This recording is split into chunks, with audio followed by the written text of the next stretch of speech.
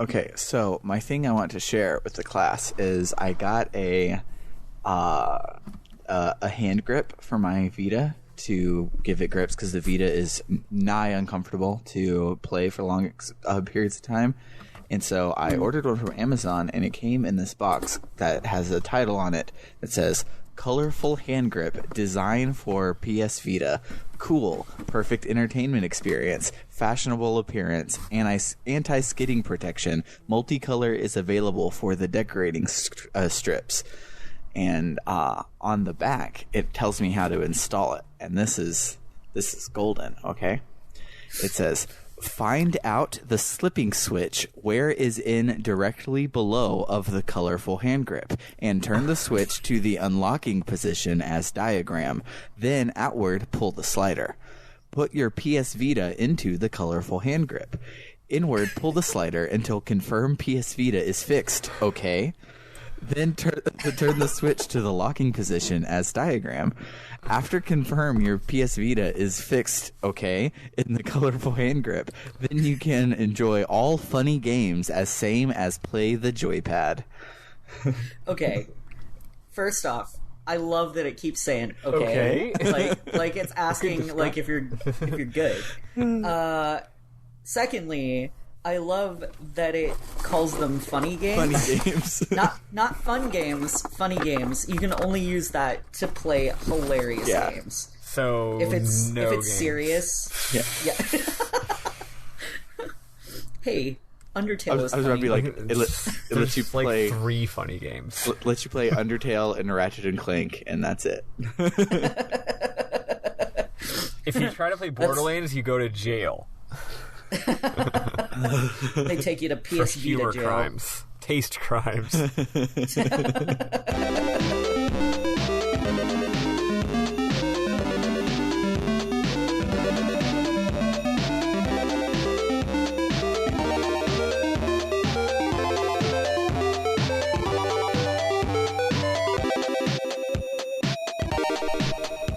Welcome to RPG Book Club, the podcast where we play a little bit of a video game and talk about how it makes us feel. I am Sam Allman. I'm Elias Sailor Eli Warren. And I'm Maddie Webben. And today we will be playing part 1 of Lost Odyssey up until we head to the Grand Staff construction site. On my notes, I wrote Graph construction site because I hadn't played it yet and I had forgotten what it was called. Graph. They're making graphs. Look at this graph. They're making it using construction paper. Yes. Because it's a construction site. But before we get to all of that, how was everyone's week?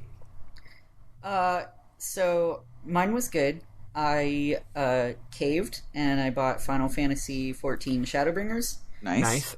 I heard it's fucking incredible, so. Oh my gosh, yes. So I'm only level 74 so far, but the story is fantastic. I'm actually, be proud of me, everyone, because I'm paying attention to the Final Fantasy XIV story, finally. I'm proud of you. Like, it took until this point, but the story is incredibly good. I love the light versus dark dichotomy kind of thing.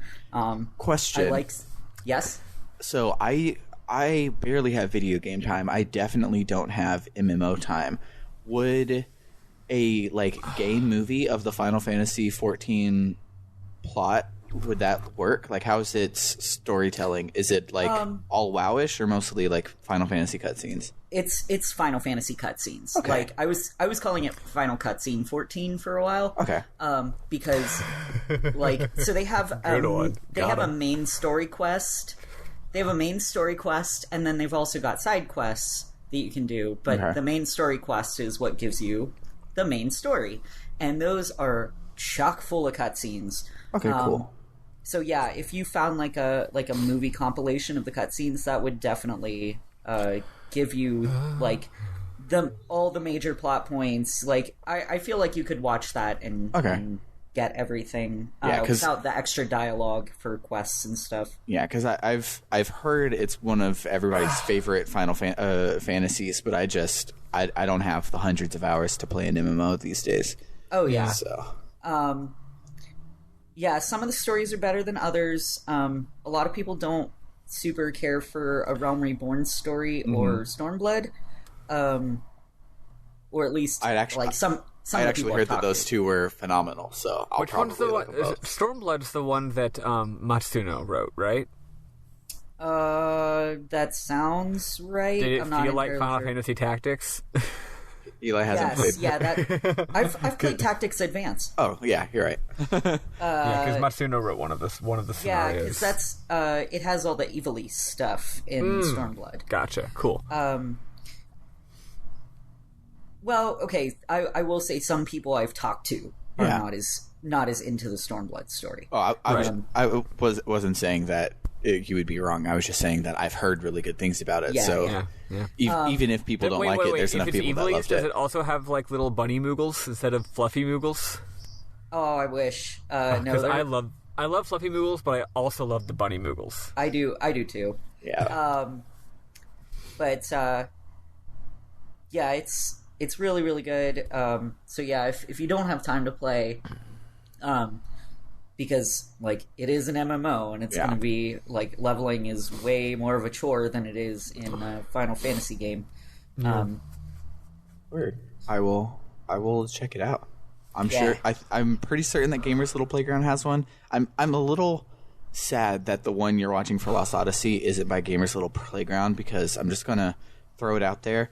They're doing the Lord's work out there on YouTube. They go in and they like preempt copyright strikes and will go in and put in either covers or their own music on like the pop parts where like they would get copyright strikes. They include boss fights in like a thematic way, and they cut down their boss fight to be like so for instance in Kingdom Hearts, instead of just being like, oh, and then you fight the boss fight, like if the boss has a really big move, it'll show the really big move because it's big and cinematic and cool looking, and they like cut everything down to be like where you get a lot of the like incidental storytelling that's told like through the battles and maybe through walking around places and stuff, but they're like pristine and really good, and I highly recommend really cool. If there's some game you've always wanted to get to but you're like, when will I ever have the time, check it out on Gamers Little Playground. They're great. I put the Spider-Man PS4 one on for Scarlett all the time because she wants to watch Spider-Man, and that's a long video, so I don't have to keep going and changing it for her. Yeah. But Nice. But yeah, I'll see if they have one because 14 looks great. What about you, Maddie? How was your week? I'm doing all right. I was I don't know. I wasn't my brain, my mental health brain has been not working great lately. Not like depression, but just like ADHD, can't do things. Yeah. Executive dysfunction kind of stuff. Executive. Man, when I learned the word executive dysfunction, it was like a light went off my brain. I was like, that's what it is. Yeah. I just can't do a thing. Yep. Anyway, it was kind of rough. So like on Saturday, a lot of people were I was going to go out and do some political stuff, but instead I just stayed in most of the day. But one nice thing was on Friday, the Link's Awakening remake came out. Yeah, it did. And here's the thing. I feel like a lot of people don't get it, because people are like, it's just a game that we've all already played, but with graphics. And I'm like, the thing is, that is 100% exactly what it is. That is all it is. It is not more than that. That it is a game that is... But it's like, I've never seen a game remade in this fashion before. It's like literally identical. Every bush is in exactly the same place. Wow. It's actually not 100% the same. The combat is actually quite a bit different. The enemies have been reimagined just to be a little more like modern 3D action game enemies. But they're still essentially the same. It's still like, yeah, this guy throws a spear, this guy has a shield. It's the same as the original game, but they now have more elaborate animations and AI. But anyway, so there's two things. One, the graphics are better than you can possibly imagine. I haven't just cried from looking at a video game since a few years ago when I replayed Pokemon Gold Silver. Because it's got such amazing colors. You just look at it and you're just like, oh my god. It's the most beautiful thing I've ever seen in my goddamn life. And also, I haven't played Link's Awakening in a decade. I've always said it was one of my favorites, but it's even better than I remembered it. It is an absolutely impeccable video game. It is complex. It is weird. It is super dense. It's just a phenomenally thoughtful game. And the number one issue with the new game, is I thought that them making it not be screen by screen, but actually be a single contiguous scrolling world, might ruin it because the screen by screen scrolling was such a unique and good part of the original game, especially in dungeons. But it doesn't ruin it at all. It's really amazing in a different kind of way. I'm not actually sure about it in the dungeons. In the dungeons, they actually sometimes make it do scrolling, and sometimes they make it do screens. And I think that they smartly probably decided what was going to be best for the dungeon navigation and trying to figure out the layouts and stuff, because they wouldn't want to ruin that. But for the overworld, unless you enter the mysterious forest or something, it's just all you're in the graveyard. And in the game, it's the 2D game is that thing where you can give the illusion of a huge contiguous world just by not showing what's right around the corner, right? In this game, it's this world's not big at all. It's tiny. I'm in the graveyard, and right on the other side of that stone wall that would normally be a screen break is the lake. And it's just right there. And then up there, I can even see a little bit of the mountain. The mountain and the lake and the desert are all just right here. And that's awesome. It's the coolest little feel. It's all the characters are going around this tiny little fake sort of toy box world. It's the shit. It's a great game. It just makes me just want to holler every time I play it. Also, the soundtrack's great. I heard that they added lyrics to the Ballad of the Windfish, and... No, only for the commercial. Oh, okay. In the song, it's just la la la's, which honestly I think is fine. The lyrics are really cheesy and bad. So okay. And I mean, how could they not be? I mean, video game song lyrics. It's what are you gonna do? Sing about what's happening in the game? You know what I mean? Right. Also, Sam, you know this. I mean, you know this. If a song was written to not have lyrics, it's not going to have the same melody and phrasing as a song that has lyrics. Yeah. You know? So when you try to add lyrics, it's it's weird. Yeah, that's why... But if it's in Japanese, you can't tell because you don't know Japanese, so you're this sounds great. Yep. That's my biggest criticism to people who are I only like subs because they're more accurate to the thing or because the acting is better. I'm you don't speak Japanese, you don't actually know if the subs are accurate or if the acting's better. The acting is good. Yeah. If you like the subs because you want to experience it closer to the original, and so you want to hear the original acting, that's a very valid claim. But saying that the acting's better is not right. Yeah. And a lot of the time when I play Japanese video games, sometimes they'll do a new version of the poppy the poppy love ballad, and I'm always were the lyrics this bad in Japanese? Maybe they were, for all I know. Yeah. I'm just going to listen to the Japanese one where I don't know if the lyrics are bad. Right. But yeah, that's, other than weird life shenanigans that is annoying, that's the big thing. And gosh, it's so nice. Also, the game's nice and short, I've already beaten half of it. Yeah. Nice. I really want it, but unlike Maddie, I played Link's Awakening again, a year and a half ago, so I'm not chomping at the bit because I did chomp at the bit for Pokemon Let's Go, and I still am only at Misty because I've done Pokemon Red, Blue, and Yellow a bajillion times now, and so I'm just let me not get into a similar situation. Even though I love Let's Go and I love Red, Blue, and Yellow, it's just I can't do the same thing over and over. So I'll probably end up getting. I totally get you. I'll probably end up getting Link's Awakening if I ever see it on a deep discount or used or Black Friday deal or something. But because I want it real bad. But and again, it's funny. It's it's a weird value proposition. I'm not one of those people who talk about how much is the game worth in dollars. Hours of gameplay. But I don't know. It's exactly a game that already exists with the best graphics you've ever seen in your goddamn life. It's hard to say what that's worth, you know? Yeah. It's, I mean, the value is whatever you make of it, honestly. Yeah, entirely personal. For me, I'm just like, oh God, I can't imagine a better game to come out precisely at this exact moment for me, given where I'm at in my life right now and the thing that I want to, and the sort of needs that I have. You know what I mean? Mm-hmm.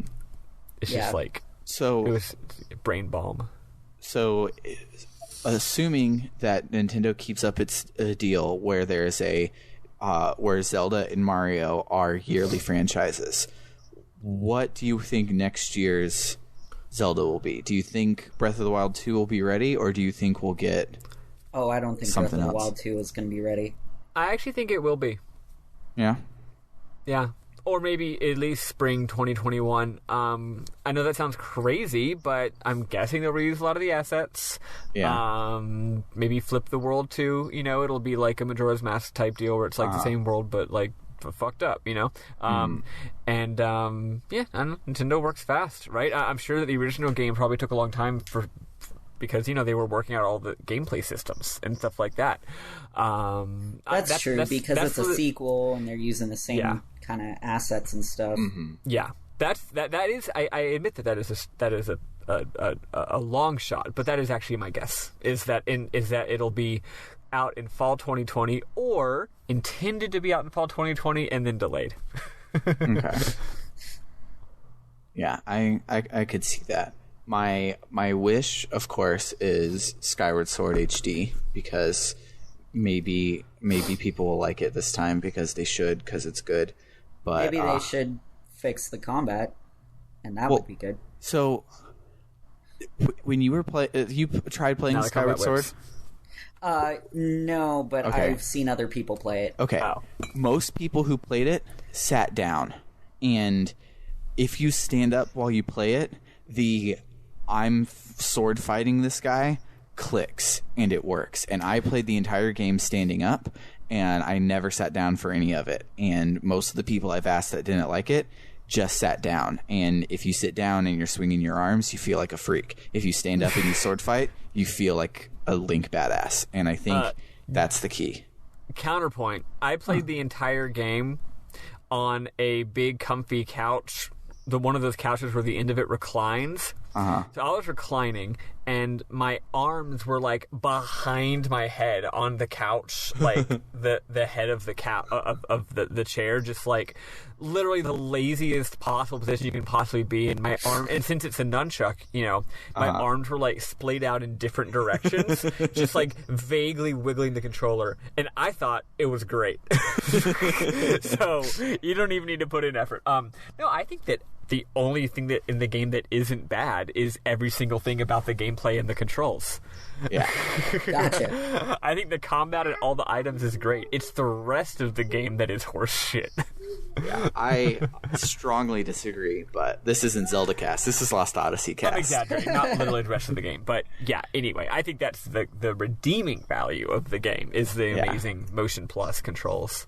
On that note, we should definitely play a Zelda let's talk about Lost Odyssey. So this Lost Odyssey does not have motion agree, controls. Eli. I think we should do a Zelda block, which seems like a sellout game because Zelda is the best ever, but playing a Zelda game on an RPG podcast seems like it fits our normal shtick, so I'm not going to waste a block on it. And we'll do I think Skyward Sword would be a good one.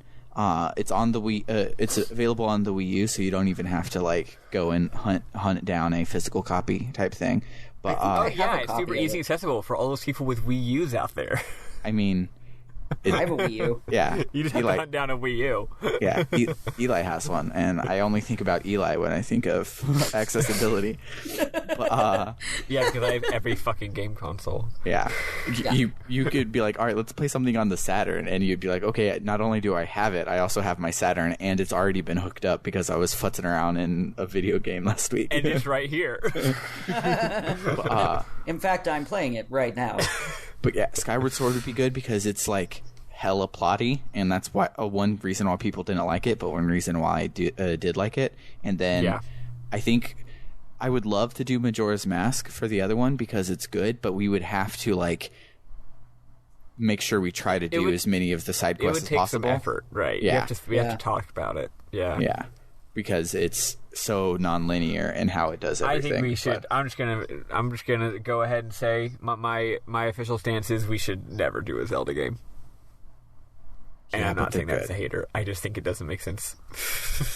Yeah, but well, we'll have to wait for a time when Maddie's not here then. Right. Oh yeah, then you can do it. when Maddie gets pregnant and has to take a game off, then we'll do it. But yeah, my week was pretty good. So me and Summer played Higurashi, and we got to the part where we had to stop, and then we wailed in despair because we had to stop and wait on you guys because it's so good that we did not want to have spoiler knowledge because like Francesco can't even talk to me about it because so many things have happened since where we are, and he doesn't want to ruin any of it, and I didn't want that for the podcast, so we're like forcing ourselves to stop. So we went and got You're a saint, Sam. So we went and got the manga for Umineko, its sister series, and been reading the crap out of that, and it's freaking good, man. Like seeing how good Umineko is and how weird and off the wall it gets makes me super excited to finish all of Higurashi, not just chapter 1 for the podcast, but it's good. But that's my week again. My mornings fly by because Scarlett has started letting us sleep until 9 instead of 7, so that's 2 less hours where I get to do stuff. So I wake up, finally get out of bed at about 10, I eat breakfast, I play a little bit of a video game, I talk about how it makes me feel, and then I go to work, and that's about it. But it's good. I also started Dragon Ball Super, and Dragon Ball Super is interesting because the first... So you finished Z Kai then? Yeah, I did finish Kai, nice. And it's great. But so Dragon Ball Super is interesting because the first chunk of it, they had a bunch of storyboards from Toriyama to go and make the show for.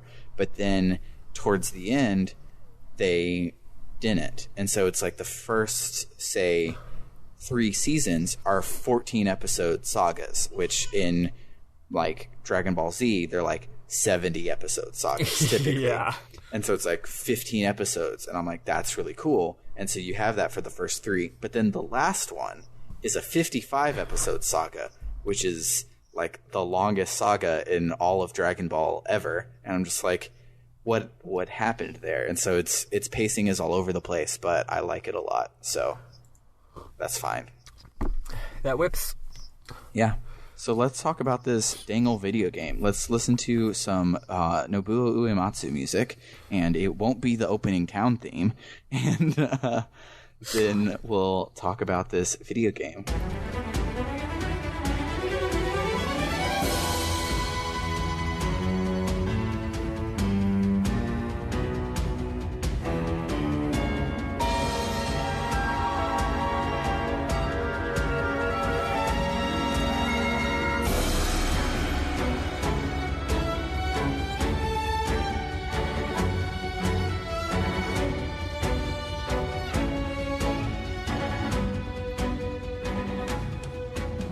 So the game starts with a cutscenes with 2 armies doing war, and the Gray Army has better robots, so they are winning, but the Yellow Army has pop-tops for helmets. Yes.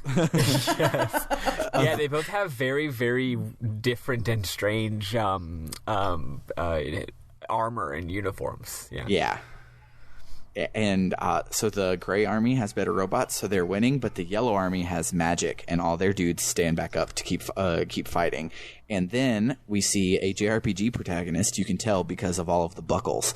He jumps in and is... And the midriff. Yeah, and he's way better at swords than everybody else. And it's a really brilliantly shot cutscene, and like this game...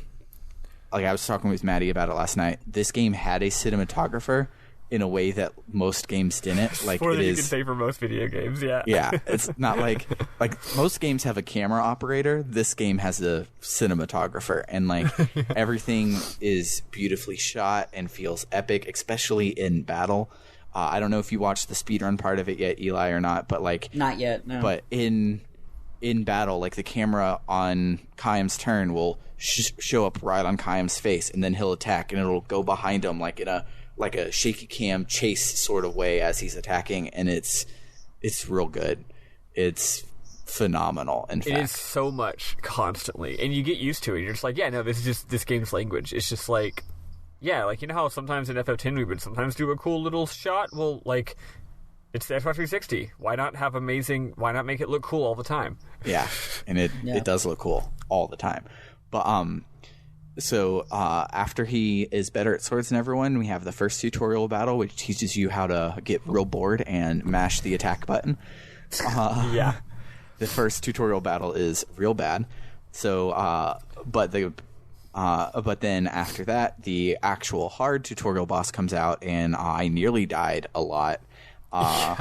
So he hits like a truck, and it's supposed to be teaching you to guard, but But you're Sam? But no, Okay. you learn that by nearly dying and seeing which ones hurt the hardest. And so it's like, okay, well, in the end, it turns out the only good time to attack is when he raises his arm to gear up for his next attack. That's the only time you know that it's safe. So fun. But I don't think that's true. I would only guard his arm attack. I wouldn't bother guarding against the fire attack. Yeah, I wouldn't, but then I would end up having to waste the raise the arm part to heal because I would be losing HP. Okay. Yeah, but either way, it was real hard for tutorial battle, but it wasn't too hard for a battle. I think I didn't actually die in this battle, but I wonder if you die if you just come back to show that the guy's immortal. Yeah, maybe so. Maybe you do. Anyway, I had an issue with this boss, which is totally my own dumb fault. The boss has a big arm in the middle, and then it's got a left and right like little unit, and basically every time you attack one of the units, it raises its defense super high. And then the other one goes down. It's almost like it's Star Trek. They're like redirecting power to the shields, you know? Basically, you have to alternate. You have to attack the left one, then the right one, then the left one, then the right one. If you attack the wrong one, it does like 1 damage.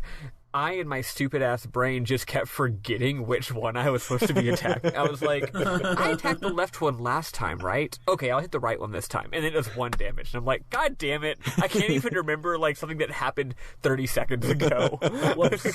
That's all you gotta do. The game's challenge is just, do you remember something that happened 30 seconds ago? And I was like, no, I do not. How dare you ask me? How dare you require that of me? Don't you ever talk to me or my son again. Exactly. Anyway, I did end up beating it, though. Luckily, you have like 20 healing items. Yeah. It felt incredibly like Final Fantasy X's opening, where you just thankfully brought 10 potions with you to your Blitzball game. You had 10 potions in your bag to keep you alive. But after that tutorial boss, there's a big old meteor magma explosion that kills literally everyone, and it's gorgeous and bright red. And then everyone is dead, but then Kayam stands up and just like brushes dirt off his shoulders, and then you get to explore. And one thing that's cool about this game is very rarely are there chests, but there are a bunch of items everywhere. So it's like they took the idea of like spamming X on every suspicious barrel in Final Fantasy VI and blew it up into 3D, and it works differently because it's like there are of course urns and things like that you recognize, but like here in the second, when we get to the city, there will be a poster that's just like a little bit flapping in the wind, and so it's loose. You go and you pull it down, and there's an item behind it, and so it's like I feel like I'm paying super attention to the level design because items could be anywhere. So I'm like hyper focused on what seems out of place to see if there's an item there. And it's cool. Yeah. Yeah. My favorite thing in the game is, so like often you'll ram into something and like just break it. But once you get to the city, the main thing is that it'll be like these little I guess they're like trash cans, and if you hit the action button, you kick them. The funny thing is, after you've kicked them to get the item out, you can keep kicking them. So if you just mash A, Kaim just like bam, bam, bam, bam, bam, bam, and it like jangles back and forth every time you kick it. It's very satisfying and fun. Kaim just loves kicking shit and ramming into shit and pulling down posters. He's insatiable. I think it's also important to bring up that this game has the second fastest run animation I've ever seen. Fastest belonging only to Usagi in Sailor Moon. He runs hilariously fast. He's just like zip, zip, zip, zip, zipping around all over the place. Yeah, like I guarantee you, if you watch that speedrun video, the first thing he's going to say is like, hold X from now until the time you beat the game, because you want to always be running. But gotta go fast. Gotta go super fast. So after a few of these hallways, you meet some people who are surprised you're alive, and you learn Kaim's name narratively, even though on all of the load screens it says you are Kaim Argonaut or whatever his last name is. Like it's like his stat screen is the loading screen, but this is where technically you learn his name. And then you get to explore their little encampment and find out that the gold armies are from Ura, and the gray armies are Kent, and they call them Beastmen. And as you've been walking through, the battles you've been getting in have been like weird werewolf versions of the gray guys, which means that the gray guys probably were always werewolves. They just had armor on, so you couldn't tell. Maybe that's why they had to have big, stupid helmets. Yeah, and that's why to hide their werewolf faces. When Kaim, like in one of the things, he stabs really high up on it. And I'm like, well, that probably missed their head, but it probably didn't if they have these long werewolf beast heads. They've got to hold their heads like up. Yeah. Like they got to constantly be pointing their heads up to fit in those giant helms. So like the top of the helm is actually their nose. Yeah. They don't have very good visibility. No. So then you board an armored car, and it's in there that you meet this girl named Seth. And they say she's another person who, quote, got out in one piece. And she's Tara Strong. She's very Tara Strong. Is that Tara Strong? It is. Yep. I thought she was Tara Strong-esque, but not actual Tara Strong. No, that is actually Tara Strong. Wild. Yeah. She's I forget that Tara Strong isn't always Twilight Sparkle, because her Batgirl and her Twilight Sparkle and her Riku are all Twilight Sparkle. Yeah, she's also Timmy from Fairly Odd Parents. Yeah. I forget that she is the most versatile. Definitely Tara Strong.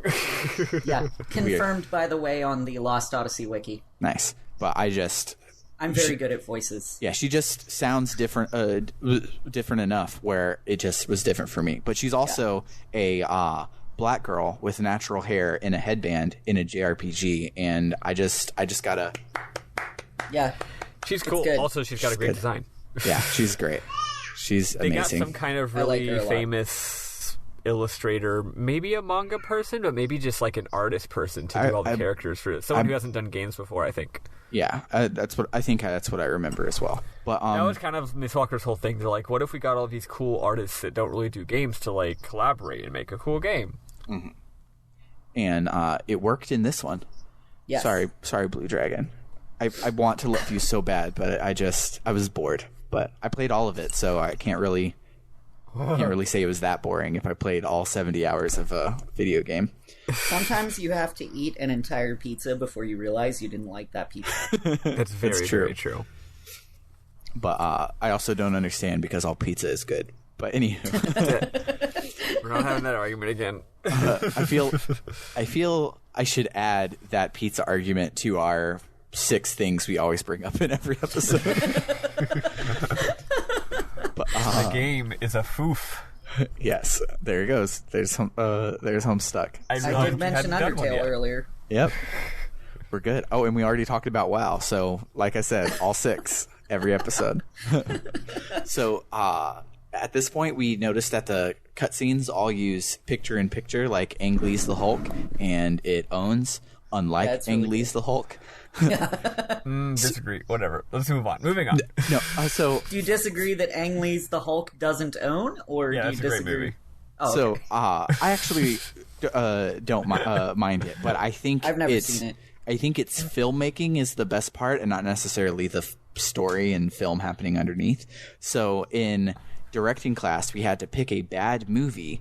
But it had to be a movie that could have been good but ended up bad, and talk about what was bad as like a learning from other people's mistakes thing. And my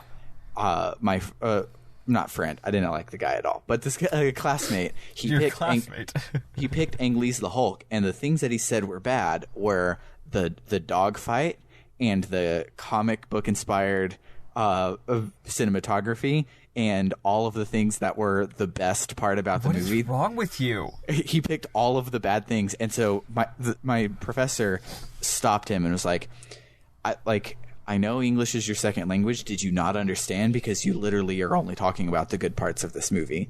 And I was just like, yikes. But that guy didn't come back to class the next week, so I don't know what's up. But well, yeah, you didn't like him for wrong movie opinions. I will say too, if there's anything I've learned from Tumblr recently, it's that apparently friends are just people that you hate less than others. Yeah.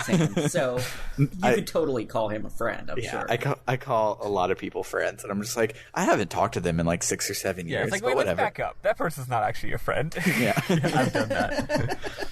But yeah, so you get to the city, and they ask you and not Seth to come see the king, and Seth seems miffed by it. So as you talk to NPCs, you learn that the magical industrial revolution has been happening, and it's been causing all the wars and shit now. And it happened like 10 years ago. Like, we're right in the thick of it. Specifically, but 30. not that long ago is the point. Yeah. Yes. So there's constantly new innovations. Every day there's some kind of new big technology, and people are like, man, life sure has changed a lot in just the last 30 years. Yeah. And more NPCs talk about how a meteor crashing into the battlefield was probably a fluke, but they all speak like they think it's Magic's fault. Like, we've done too much, we don't know the technology enough, and this is Mother Nature striking back at us stuff. So you get I want to share a few more details about this world building, just because a few of things, don't worry, I won't spoil anything, don't worry. So yeah, people mentioned, could all the new magic have caused this tragedy? Also important to note that everyone from both sides of the army died. Complete disaster. So everyone's wondering, like, what do we do about this? Like, are we going to have a peace between these two countries now? Is the war over? We're not really sure. But a lot of people are like, okay, so Kent, the neighbors, attacked Ulra. And a lot of people are like, what is this Gotza's doing? So Gotza is another country that's nearby. And some people are like, did Gotza make the meteor show up, actually? Or other people are like, this shows up as a cutscene too, but the people in the world building are like, did maybe Gotza was the one secretly pulling the strings getting Kent to invade? And one person is like, oh, now, since both of our armies got wiped out, Gotza could just invade any second now and we'd be defenseless. And then we should also probably talk about the whole Republic thing, right? Well, yeah, but I'm doing it in order as we unlock it. Cool. So yeah, that's all stuff you can learn from NPCs in this area. Yeah. So you make your way to the monorail to the castle, and then the cutscene from the attract mode plays, and the setting is super cool. It's like magic and swords, but also steampunk looking tech, but also randomly super modern things like TV and monorails and stuff. So it's not like your normal magical industrial revolution, which is a phrase that I've heard in both Final Fantasy VI and Legend of Heroes, Trails in the Sky, and a bunch of other games. Yeah, they've had magic 30 years, and they've already invented TVs. Yeah, it's like wild and cool, and I like it. But then we get a narrator and text on the screen that says, 30 years ago, a new power manifested itself unto the world. With its discovery came the magical industrial revolution. This power came to be called magic energy. I wonder if that's a translation mistake or just it was that stupid in Japanese as well. It is very clunky. Yeah, they're like magic energy this, magic energy that. I'm like, couldn't you just call it magic or energy? Or just mana type thing? Like, why does it have to be magic energy? I won't go into it, but I think there's a little bit of reason for that. Oh well, go on. Yeah. So even now, there are none who can explain why this power, a power that man, that merely my screenshot. There's like a floof behind it, because in the cutscene there's like fire falling, and the fire landed right behind this white word. And I couldn't read it. That merely lay buried within all living creatures, suddenly flourished as it did. Today, this magic energy permeates every corner of the world. It has changed the way people live, and transformed the shape of industry, and has even altered the nature of war. And then it cuts to the castle, and the warmans are talking about wars, and they mention that a shadow op by Gotza was a part of the battle. They say that magic energy from Grand Staff may have caused the meteor strike, so they say to stop building it so they can see what's going on with the war and see if it did cause the meteor. And one guy, his name I find out later is Gongora, he seems real upset about that. I wonder if he cast meteor and that's what happened. He seems to not be up to snuff, and as we find out later, he's definitely up to something. So he looks like Guy Fieri. Yes. And also, just to clarify, this guy is literally the court wizard. Yeah. / vizier. And he's the Jafar of the piece. Yeah, that's exactly what he is right off the bat. You're just like, yeah, this guy is sneaky. Yeah. So then you make your way across the city, where you find a lot more NPCs to talk about how the war has co-opted the monorail and taxi and everything, and so all the streets are empty, not because it's a JRPG and they only can put 5 people in a street, but because nobody can move around the city anymore because the city's so huge, and they had all started to rely on the monorail and the taxi, and all of that's gone now. So everyone just kind of hangs out in their own little spot. But then you get to the council room, and they ask you why you survived, and you're like, IDK, my BFF Jill. And and then Gongora, who's the hose mad guy from earlier, he said he gave Kayam a spell of immortality, and they ask about it, and Kayam's like, I told you, I don't remember anything. And Gongora says that the spell is a curse, and he doesn't want to tell people about it because for their safety. And the council immediately is like, oh yeah, I don't want to die. That sounds like some magic-y Satan shit, and I don't want any of that. And hold on, my scroll was too powerful. So they send you off to Grand Staff because they haven't been in communication for a while, and Gongora is like, but, which is not suspicious at all. And then I wrote king, but turns out he's president. I didn't realize it was a republic yet. He's like, it might have killed our whole army, so we're going to check it out. There's kind of no wiggle room here. This thing killed millions of people, basically. We got to go see, make sure that we didn't cause it. So Kayam is like, oh, Seth from the train is also an immortal. And the council is like, cool, she can come with you to Grand Staff. And Gongora is like, no. And the council's like, hush. So then on your way to the inn, you find some more NPCs, and they talk about how it was we became a republic just a few years ago, and Roxian is the leader for the people, and the average person really likes Roxian. And I got that same vibe in the cutscene, where he seems to be like actually thinking about the issues and doesn't seem to have ulterior motives, which means he probably has the most ulterior motives because it's a political JRPG. And so I wrote in my notes that my guess is Gongora is trying to get power again, monarchy style, and spoilers, he is. So yeah, it's cool. A lot of the people in the town are actually mostly the older people are like, why can't we just go back to having a monarchy? What was wrong with monarchy? It was fine. So actually there's a division there among people who like the new modern way of life and people who, I would say it goes along with the magic energy thing probably, right? It's like, we love magic energy, we love technology, we love democracy, we love, being gay, eat hot chip, lie, all that stuff.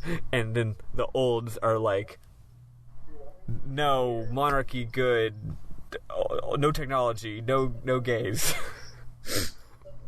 The no gays part I'm just making up. Yes.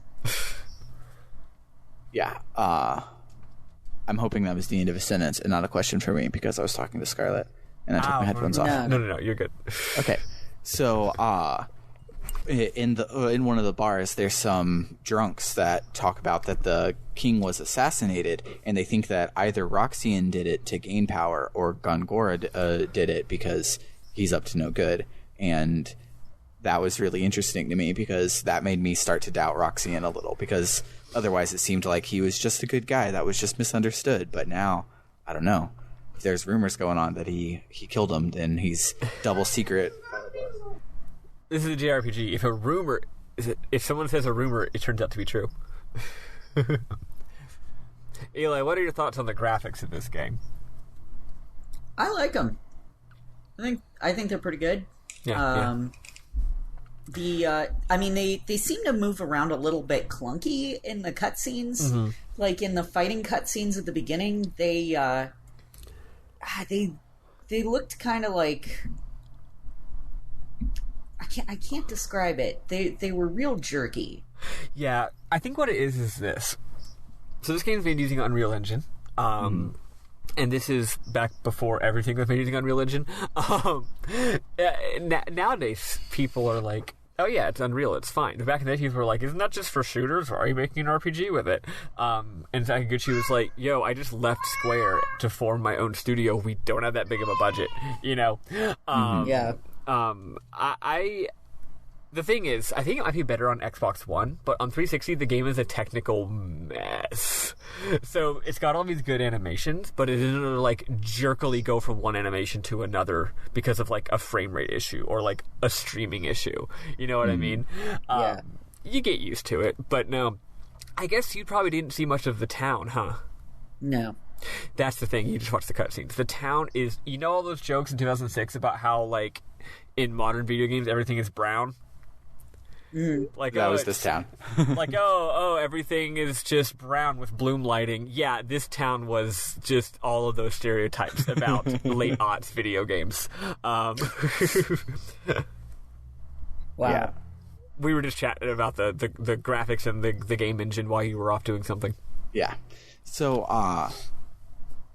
we get a meanwhile, and the council votes to remove Gongora from the Grand Staff project and to be under surveillance until Kaim gets back, which is, like, it seems like a power move, but the way it happens, it doesn't seem like Roxian is doing it to get Gongora out of the way. He's like, no, really, like, you maybe just killed a million people with your project. Like, I want to make sure that you didn't do it. And it seemed very above board, and This part was interesting. That. It seemed out of nowhere. Like, wow, everyone's like yelling at Gongora and they're mad at him all of a sudden. I think maybe it's like before the game started, like maybe everyone low-key is suspicious of Gongora. You know what I mean? Like maybe this is just the latest event in a series of things. So we're just peeking in and being like, okay, these people are kind of fed up with Gongora at this point in the story.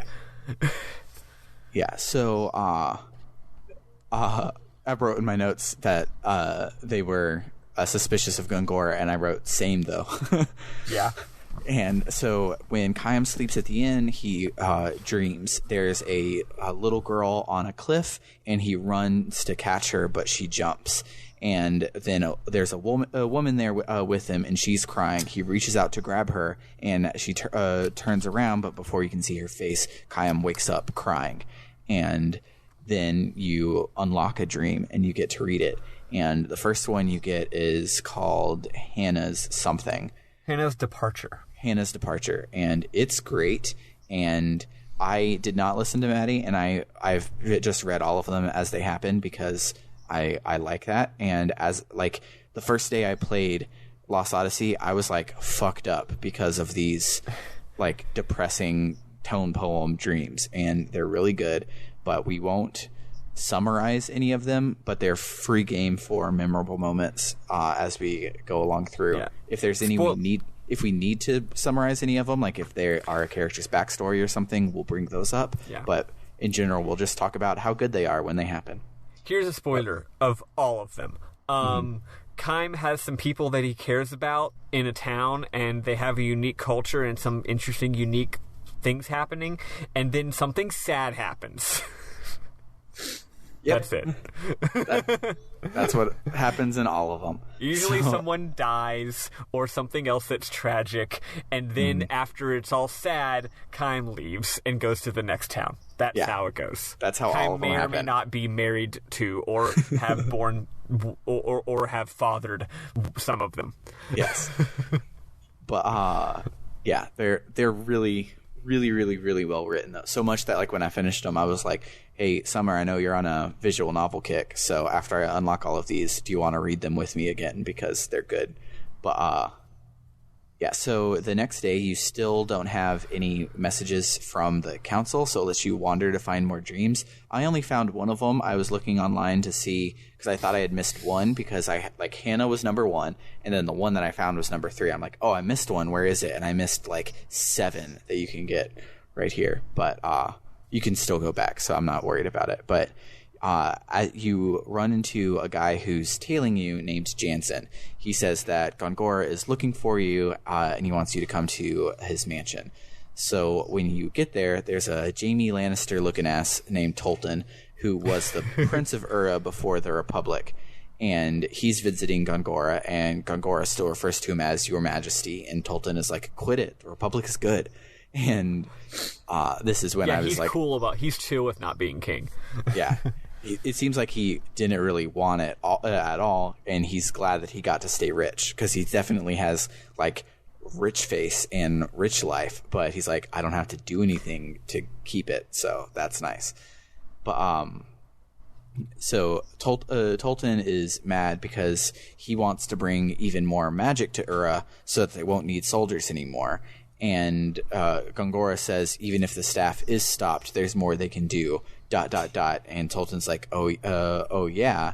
And he's like, with my own magic engine, with blackjack and hookers. With my ninja info cards. Yeah, but before it explains anything to you, it keeps up the suspense by cutting back over to Kaim. And so where was I? Yeah, so Kaim gets in there, and Gongora is like, hey, let Jansen join your party because I don't trust Seth. She used to be a pirate. And Gongora says Kaim is the only person he can trust, which normally if somebody is like, hey, I don't trust all of these other people, I need you to go do a black op operation for me and don't tell the council, you're the only person I can trust. They're either the best person in the game or the worst person in the game. Also, normal people don't say that.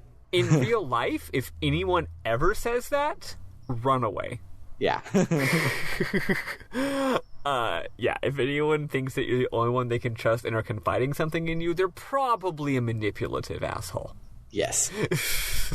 Yeah. But, he seems like a villain. Just throwing it out there, Gongora, at least at this point, like I was telling Maddie, there, like being a JRPG, he probably is like reverse super double entendre secret black ops double agent for something that we just don't understand yet. But at this point, he's definitely the villain of the piece. So on the way back towards the inn, Seth officially introduces herself, and I fall in love with her. She says she also can't remember anything. She can't even remember being a pirate, so it really sucks that everyone just doesn't trust her because she doesn't even know why. And she's like, isn't that something, though? We both lost our memory, and we're both immortal. Wonder what that could be. And so she's like, we leave for Grand Staff in the morning. And so you meet up at the Grand Gate, and Jansen is late because he was drunk and hungover in a brothel. And I love him, and his voice actor is great. He's like JRPG Billy Crystal. I was gonna call him Discount James Woods. Yeah. I love him. He's great. I love him so much. It's on like one hand, it's not good because it wasn't mocapped to his performance, and it's a little over the top. But like something about the voice acting and the goofiness, and it all just sells it. And I love him, even though I look at it, I'm like, this is not the best version of this character, but I love it, and I'm not going to trade it for anything. Yeah, I love it. So good. So I like how he's not a magnificent sleazebag. He's just kind of a sleazebag. Like, Yeah. He's like, regular sleaze. like Han Solo, he's a rascal and a rapscallion. Well, ignoring the fact that the movies never really show him being that much of a rascal or a rapscallion. They lean too much on the heroic side.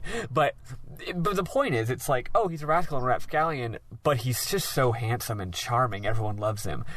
Jansen doesn't even have that. It's just like, he's a rapscallion and he's a rascal, and he's also kind of gross, and we also kind of don't like him. Like, he doesn't really have redeeming qualities, which, as a fictional character, loops around to make him even better.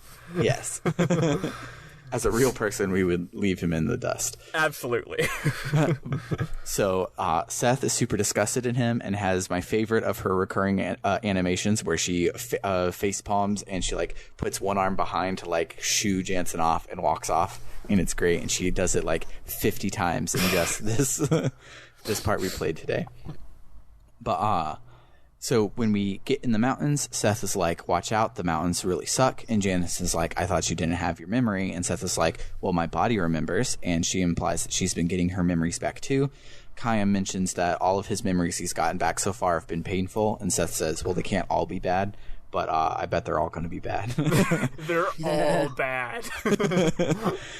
So halfway up the peak, Jansen's really tired because he's a weak mortal person. Also, we should talk about the coolness of the battle system right here.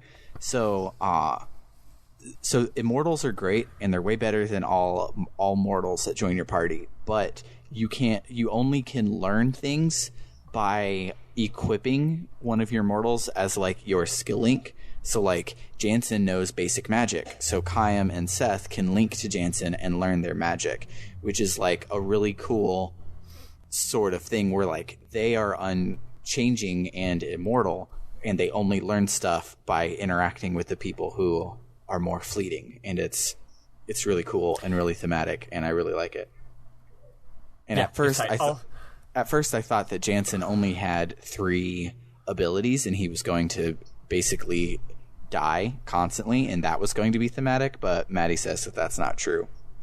He then also started leveling up and getting more skills. Yeah, you learn more skills. Mortals learn new skills, classic JRPG style, where they just learn them when they level up, and it's totally out of your control. And you also learn abilities via equipment, Final Fantasy IX style, and one thing that is slightly modifiable is that mortals cannot learn abilities, but they can still they can still have an extra ability by equipping the item that has that ability. And equipment slots don't have any stats, so it's just abilities, which is, I think, nice. You don't have to be like, oh, do I want more defense or do I want the fun extra ability? It's like, no, this is just which ability do you want? Yeah. I actually prefer slimmed down equipment like this. For this one, you have your ring, which has your in battle abilities, and you have your equipment, which gives you a skill, and then that's it.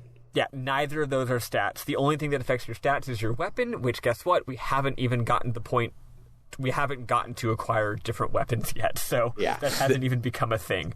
There was a weapon shop, but everything was expensive, and Kayam was by himself, so of the 4 things, I didn't know which ones would be Kayam's, which would be Seth's, and which ones would be Jensen's. They didn't have weapons at the weapon store. Oh, they didn't? Then that's it then. I remember seeing it and being like, I don't know what any of this is. No, they had 4 different ring accessories. Okay. Yeah, and I got one of each. I think they're also there. You probably maybe you didn't notice since you haven't. I've already played the game, so I was more attuned to it. Obviously, half of those are dupes of stuff you may have already found in chests. Yeah, so I think that's fucking fine. Yeah, but yeah. So Jansen is tired up the peak because he's immortal. So he asks if we can rest in this abandoned base camp they found there. And inside there is a book by the owners that said, hey, we left this base camp because of the giant winged beast that killed all of our friends. So get the fuck out of here if you read this. And we don't. We're like, cool. Yeah. So we go to sleep, And Jansen wakes up and he looks at this marble thing in his pocket. He remembers Gongoro telling him to use this magic marble thing if the mortals start to gain their memories. Seth wakes up, catches him looking at it. He tries to play it off and he fails because Seth is good and Jansen is bad. So after we leave the hut, we get a meanwhile of the prince eating soup. And Gongora runs in to stop him from eating it because it's poisoned. And it's not just like you would die poison. It like he feeds it to this mouse, and the mouse like turns into like a fucking Marlboro from Final Fantasy, just giant plant monster thing. And I'm like, that's some hella poison you got there. But so Gongora is like, some people don't want a monarchy, and the prince is like, yeah, me. I do not want a monarchy. And Gongora monologues about needing a powerful monarchy and how he knew he had to save the prince because of his magic. And even though he had to break house arrest, but it's okay because he has a bunch of tunnels and portals and shit that can move him between the palace and his house. Like house arrest doesn't mean shit to me. And he's just like, okay, cool. Like, you can defy a punishment set down by the president himself. You're a upstanding individual. So then Gongora leaves and he pays off the maid that had poisoned Tolton anyways. So it's like, yeah, this guy's a great guy. I'm sure that he will lead the whole continent into greatness in the future. I love Tolton's situation here. It's like, some people want you to be the monarch. Other people don't, so they tried to kill you. And Tolton's like, well, they could have just asked me. I would have said, no, I'm not going to be the monarch. You don't have to poison me. Right? I could just not do it, which is what I'm doing.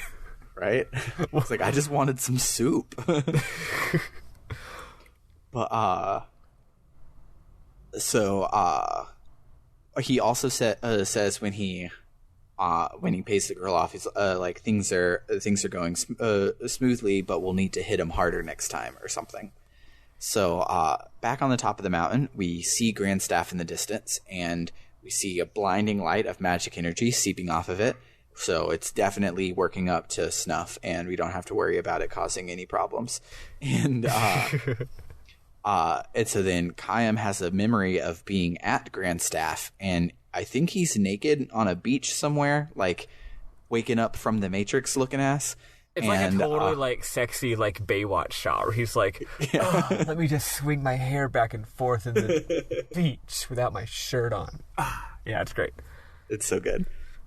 So Seth asks Kayam if he's sure he's seen it before, and Kayam just shrugs it off. And then everything changed when the Fire Nation attacked. I mean, the giant bird attacks. It's a big chimera griffin-y thing. And it was a little hard, but the random mobs down the back side of the mountain killed me a lot more than the battle did, because I had a flame ring on Kayam, and Seth and Jansen both knew fire. So kind of just died in a couple turns because it was weak to fire. But I don't know what fucking happened to you, man. This boss was so fucking hard for me. I did check online. It turns out it's hard for most people. Everyone's like, this is the first boss in the game. Why is it so fucking hard? I don't know. Maybe you're just good at the game. Maybe. I will say finally. He has hella RNG. He has 3 moves. Mm-hmm. One of them, like, one of his moves hits you for like 110 damage. One of his moves hits everyone for like 200 damage. Mm-hmm. And he can just use that one all the time if he wants to. But it's RNG. Anyway, I had to spend like an hour grinding. Wow. Although I will say, I thought that Earth would do extra damage against wind because I didn't look in the fucking manual. Turns out that fire does extra damage against wind. Once I changed everyone to fire rings, started casting fire, it became easier, but I still had to fucking survive. I was suffering. Oh, quick thing I want to say. This is totally unrelated. I've been wanting to say this for a while. If you want to look in the manual for funsies, it's a really beautifully done manual. It's pretty high budget, nice illustrations, colorful, well written, all that stuff. It's a good thing to look at for gameplay information. Just a little tip from me, don't look at the part about the characters. You know how a lot of RPGs will be like, here's the cast of characters and a little blurb about each one? I would suggest not looking there, because this game has some really great surprises regarding some of the characters you meet, and that is spoiled if you look at the character list on the manual. So just a heads up, don't do that. Okay, cool. But yeah, and the reason I mention it is because you might otherwise want to look at the manual, actually. Yeah, my copy actually has the manual, so I'll leaf through that later. Yeah. But Eli's copy has it too, but Eli's not playing his copy. Anyway, yeah, Maybe point I'll is, play it you gotta someday. use fire against wind enemies. FY fucking I. Yeah, so my 360 I think is a little better than Gooch was planning because it tells you your tips on your loading screens, but mine loads pretty fast, and so I can never finish the tip. So all I saw was wind is weak against fire. I don't know the full circle. I just know wind is weak against fire because it That's said weird. the whole I never circle. got a loading screen with that tip on it. Huh. Yeah, like I get it a lot of times when I go to save, and I don't save those enough. loading Maybe screens. that's it. I get that, but yeah, they go by real quick. But yeah. So the bird attacks. The random mobs down the backside of the mountain were really hard. The backside of the mountain was a really fun dungeon, because you're like descending, which you don't do a lot in dungeons, and so you're trying to find ladders down, and you're moving mine carts around to access all the secrets and everything, and it was a lot of fun. But once you get down off the mountain, there are no cutscenes. You just get to the world map and save. So Yep. we did it, It's fam. just like, cool. There's the mountain. Yep. So let's listen to another kick-ass Uematsu track. Uematsu, let's pronounce his name right. And then we'll talk about our memorable moments. Hell yeah.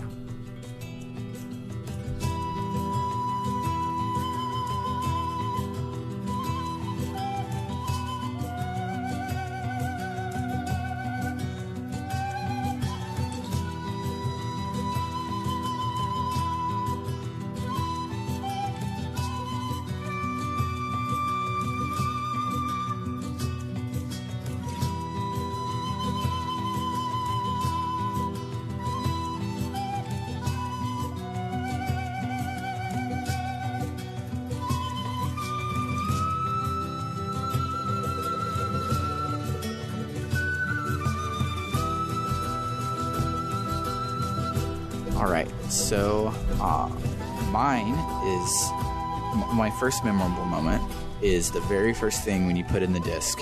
It is the title screen for Lost Odyssey, and it's good. It is. Yeah, it's really good.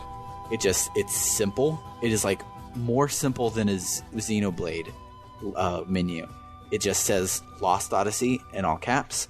It just says new game, continue, and 1,000 Years of Dreams, which was really like interesting in a simple way that like just a sentence in a menu thing could be.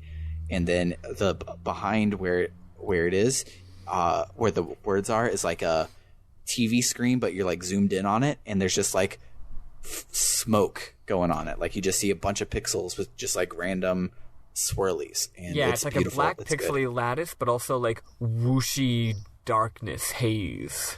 It's Yeah. good. It's real good. I like it a lot. But my second one, real quick, was just I forgot how not subtle at all Rumble was in last gen's controllers. Oh yeah. Yeah, like you're watching the fight at the beginning and it hit a sword and your arms just like shake 15 feet in either direction. Yeah. Yeah, but it feels real good if you put it on a certain part of your anatomy. Yep. Oh man, I was Just gonna really, sit on the controller I all day. was really enjoying Keim's fight scene, if you know what I mean. That's my memorable moment. But Eli, Says the guy who didn't play. Eli, did you have any? Since we have, like, I don't want to say anything from a cutscene. If Yeah, those, you should go first those were since you your- Oh, yeah. saw less of the game than we did. I liked Jansen getting drunk and being an asshole. Yeah, I just like him a lot. I think he's fun. I call him Discount James Woods because just like his mannerisms, his way of speaking reminds me a lot of Hades from Hercules. And I love that. Yeah. I'm here for it. So yeah, I'm already a Jansen stan. Yeah. Like even though he's kind of a terrible person. Yes. I adore him. One thing I like about Jansen, he's always doing like little sexist comments about Seth, but to me it comes off not like he's just I mean, yes, he is a natural ladies' man, philanderer, sex freak probably, but when he says it about Seth, it doesn't come off as the typical just like, oh yeah, the sexist character is going to say sexist things all the time. I'm pretty sure he's doing it to get under her skin on purpose. Yes. Like he probably doesn't go around saying sexist comments about every girl all the time. He does it to Seth because she hates it. Yes. And I'm like, that's not like better, I guess, but it totally is better actually. He's being a troll. He's not just being terrible. Yes. And she does. Does that make it better or worse? I'm not sure, but it's unique at least. It's like a fire. If you make the fire stronger, you're making it both better and worse. And worse, yeah. But speaking of Jansen, one of my favorite things in his drunken scene was the hookers he's with are so like fawning over him and everything. So Seth gives him a coin to go away. Then they're all fawning over Seth, and it's like, yeah, it was all fake. It was just for the money. Yeah, it was so good. I love that. It's a trope at this point, but I love it every time it happens, especially when it happens to Jansen. I mean, you can totally have like favorite tropes. So. Yeah, totally. But yeah. Any others, Eli? No, not particularly. I do like Seth a lot as well. I think she's great. Yeah, and like a black girl with natural hair is the second lead in a JRPG is just it's pretty fucking awesome. Yeah, like loving it so hard. It's like representation is so important. It's like I see this girl, I'm like, look, like Scarlet can be in a JRPG now. She doesn't have to be. She doesn't have to look like an anime to do it, and it's great. Yep. But nice. One more Jansen-related thing that I had is you get up to the top of the mountain, and Seth is like, I think it's about to rain. And Jansen is like, no way it's going to rain. I have a sixth sense for these things. I can smell it in the air. It is not going to rain. Then it comes down in a downpour, and he goes, see, I knew it. It was going to rain. Yes. I always said it. I fucking told you. Yeah. Like, you dipshit. I like how Jansen never shuts up. And, like, not in, like, a cartoony way, in, like, a real, like other characters will be talking, and their lines will have subtitles, and Jansen will just be muttering an offhanded comment in the background. Like, first of all, games don't have characters talking over each other enough. Yeah. That's an issue with video games in general. I think it's because of the way that they're recorded and the way that they're directed. You know, it's like line, line, line, line. You don't have enough of people interrupting each other. You don't have enough of people talking over each other. I think, from a technical standpoint, I'm sure it's a lot harder to do because you have to be playing multiple sound files at once and time them properly. But, like, this game does do it, and it's mostly Jansen never shutting up. Yeah.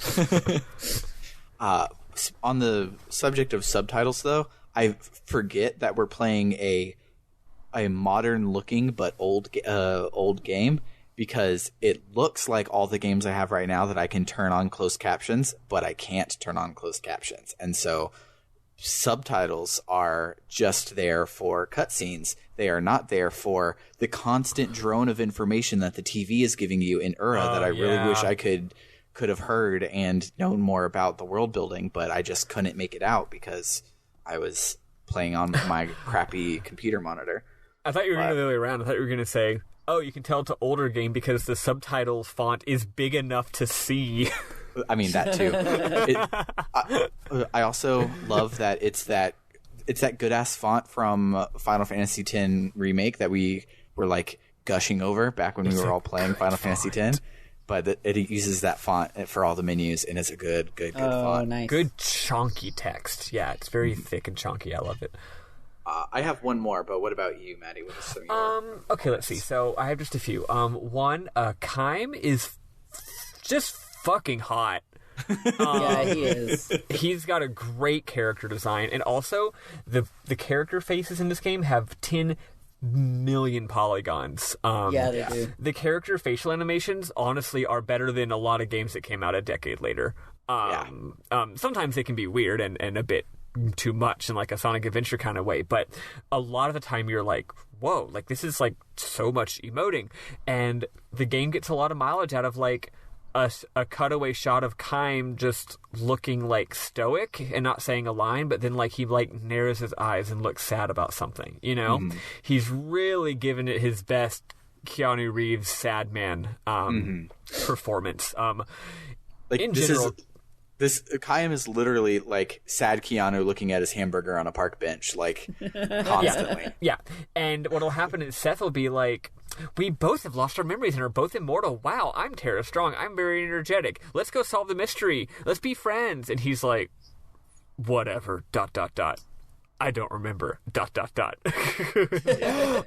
like, it's good. You can tell he's a very, very sad boy. And that's one thing that I like to see in a video game is a pretty boy being sad. Is a very sad boy. What else was Number one request for all video games, have a sad boy. So on the note of Kaim, the number one reason I did not play this game growing up, even though I was a 360 kid, not a PS3 kid, and I did love JRPGs. But the picture of Kaim they used for the cover is not a good picture. I always thought that he looked dumb and did not look like a good JRPG protagonist, and I thought it was weird looking, and I didn't care enough to look in and actually see it. But in motion, it's like, oh no, like this is good and valid. It's just I guess it's the straight on face or something on the cover just didn't sit right with me. Oh, you mean, yeah, the North American box art where it's like a 3D render of him? Yeah, he looks kind of boring. Although if you look at as usual, other regions have better art. If you look at the Japanese art, it's the artist's art of Kaim, not a 3D render, and it's like, whoa, this shit rules. But I'm looking at what you're talking about, and it's like, it's not making you think it's going to be a great game. Yeah, and so when Bernard in college was telling me that it was his favorite, I was just like, okay, you're weird, and not like it was actually good, but it is actually good, and I'm like falling for it real hard, real quick. For a lot of it is tiny gameplay things where it's like, this really was. Summer's cooking. Can you hear it? I was wondering what that was about. I was like, is your house on fire? Get out of there. But like, there's so many tiny things that you can tell he learned from Final Fantasy IX. Like, it's not a coincidence that Final Fantasy IX was the last Sakaguchi game, and then learning skills from equipment showed up in this game, because that's a good system. Yeah, and it's totally gamified. Me using a new pencil does not teach me how to draw, but I don't care. It's a really good game design, and it showed back up here. And there's so many tiny little things that you can tell he just picked up along the way. And instead of just making a bad Final Fantasy V with Akira Toriyama, he instead made a really, really good Final Fantasy game. Yeah. Another one of my memorable moments is this game has Havoc physics, which is hilarious.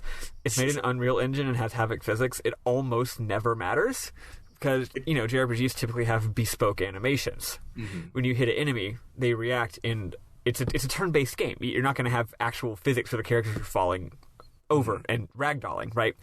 But sometimes it shows up. So, like, whenever you kick that trash can I mentioned earlier, if you kick it enough times, like, the lid will fall off, but it's not falling off in a pre-programmed way. You can tell, like, oh, that's just a Havoc physics. And sometimes it'll just be things on the ground, and you'll just be running, and you'll run, like, over a rock, and the rock just sort of, like, tumbles a little bit. And, like, it's not really very well done, because it's, like, only in certain places. It feels like you're playing a static JRPG town, but just occasionally things are just tumbling around. My favorite one of those is the quote-unquote treasure chests on the rainy precipice are just stacks of rocks that you walk over, and you just kick the rocks everywhere and pick up the item that was buried underneath them. Yeah, and you're just I like games where you can just crash through things. Like in Dark Souls, there's another thing we referenced. In Dark Souls, there are always crates, and the crates almost never have anything in them. In fact, they never. It's not like the game has. It's not the crates aren't chests. They don't have items. Although they might be hiding. It's just fun to break shit. Yeah, like maybe they'll be hiding like a ladder. But so what I'm just trying to make clear that like you don't have a reason to break the crates. But anytime you see the crate, you're like mashing that roll button and just rolling through all the crates, going. Slam that roll button. Yeah, and this game has that too. Final thing I want to say, this game has a stupid amount of side quests. Not big ones that go in a little side quest menu and give you fancy rewards, but like the town had like 3 little like, oh, somebody lost an item, go find it kind of side quests. One of them was non-trivial. It involved doing like a little puzzle with elevators and stuff, and it's just like it's just there. It's just like while you're exploring each new area, there's gonna be a couple little side quests you can do to get some items, and that's cool. Sometimes I think they maybe overdid it a little bit because I'm me and I have to do them, and it takes a while. But on the other hand, it's like, I'm not just running through this area, you know? Yeah. My final one is from the dream entitled The White Flowers, and it says so that one is about one of his one of the times he had a family, and they were going out to planning the next day to go to this festival where there's these flowers in the region that only bloom for like 12 hours, so you only can see them on one day, and so it's this big whole festival thing. So Kayam goes out to get something, his family goes to sleep, a huge earthquake happens and levels the town, and he loses his family, and it's real sad. Yeah. But more reason for him to be a sad boy. Right? So then he goes, he's talking about it, and this one's a story within a story, and so he's telling the story of what happened to this guy at a bar, and the guy at the bar is like, but how do you know this? That happened all of 200 years ago. Kayam does not answer him. Instead, he sips his liquor in silence. Among the ones who died in the tragedy 200 years ago were his wife and daughter. Of all of the dozens of wives and the hundreds of children that Kayam has had in his eternal life, the wife and child he had there were especially unforgettable. And I'm just like, wah. Oh. My sad Kayam. Poor boy. But, that's all that I had. Any last ones from anybody before we wrap this boy up? Nope. No, I'm good. I didn't read any of the stories yet. Yeah. But I'm gonna do them one day and then get, like I said, real sad. I didn't get White Flowers, but I did get a different one that isn't one of the ones you said you got. So we got different ones, which is cool. Yeah. I'm probably, first thing I do, go back to Ura and get the ones that I missed and read them and have a big sad boy party before I go in and stop Grandstaff. But, so that'll do us for the week. You can check us out online at www.rpgbook.club, which has links to all of our social medias, a link to our Discord, and most importantly, our link to our Ko-Fi, where you can support what we do here and get early access to blogs like our JRPG Canon articles, like one that went up last night for Paper Mario Superstar is now public for everyone. So if you go to our website and you like that article, you can get the next one a week before everybody else if you hook us up on Ko-Fi. But you also can do like Francesco did and bribe us to play your favorite game. And I didn't think that we would get any hits on this for a while. And Francesco was like, no. I've been saying for a while you need to play Higurashi. So he paid us money to do it. So we are sellouts. And you can find all of that at ko-fi.com/rpgbookclub. It feels really good to be a sellout. Honestly. Yeah. It's great. Selling out is great. But because Francesco doing all of that means that I bought like everybody's game this time around, and it felt good. Eli didn't use his, but I bought it, and I bought his Higurashi too. But yes, and I will use Higurashi. Yeah, but for RPG Book Club, I have been Sam Allman. I've been Elias Sailor Eli Warren, and I'm Maddie Webben. Bye, folks. Toodaloo. Bye, nerds.